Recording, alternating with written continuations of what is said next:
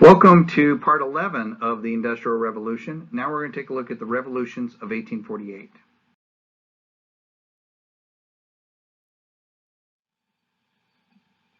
In 1848, Europe experienced a whole slew of revolutions. There was revolutions in Germany, in the Austrian-Hungarian Empire, in Italy, and they were largely about liberal freedoms and nationalistic aspirations. But noted there was no revolution in England, where, cradles of industrialization itself. Only France of the early industrial nations are going to have any kind of revolution in 1848, and it's going to be driven by an economic slump.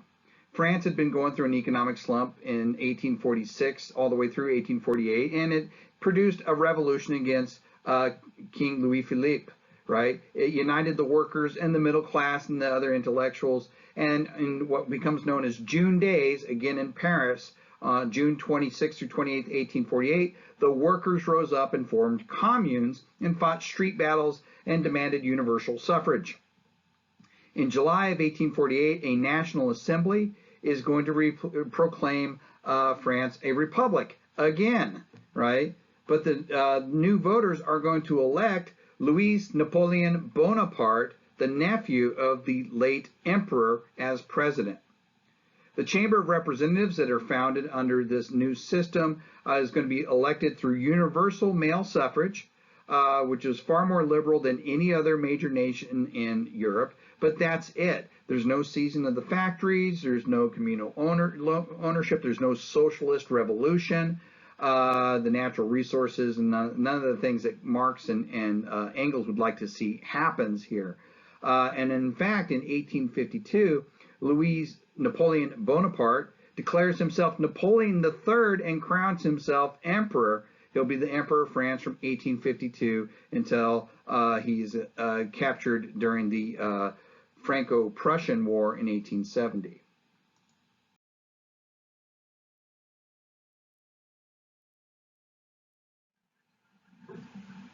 So despite this upheaval in 1848, Marx and Engels were probably pretty disheartened to see that there was no socialist revolution. In fact, the 1848 revolution is going to be the last serious revolution in Europe until 1917, right? The hard times of the mid-40s ended with a period of prosperity. Between 1848 and 1871, you saw almost full employment across Europe, unprecedented economic growth, right? Full employment meant workers were in high demand, and then they could therefore organize, unionize, bargain, strike. Wages are going to go up. Workers gradually received the vote. In 1848, they get it in France, and by 1918, it's even given to them in Britain. Remember, we talked about it trickling down. Once workers get the vote, then politicians begin seeking their support, and they begin pushing more reforms that are directed at the working class, right? The workers in their living conditions.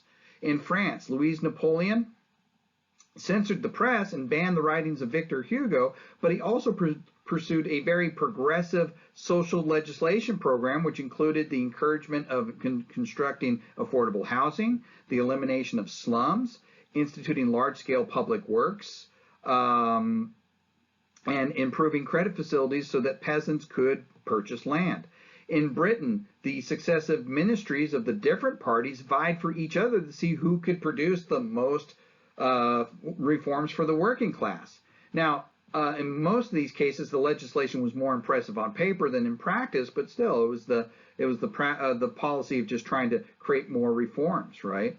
And finally, there was the creation of socialist political parties to work within the democratic systems, at least, that were emerging. By the end of the 19th century, urged on by a German socialist named Eduard Bernstein, you're going to have workers begin to support a socialist political party in Germany called the National Democratic Party of Germany that'll be legalized in 1890.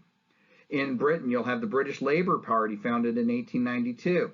Right? And the same year, you'll have the United Socialist Party founded in France. So Marx and Engels' ideas on a socialist revolution and their their utopian world is going to have to wait until a world war and the collapse of the Russian monarchy before their ideas will actually be attempted on a national level.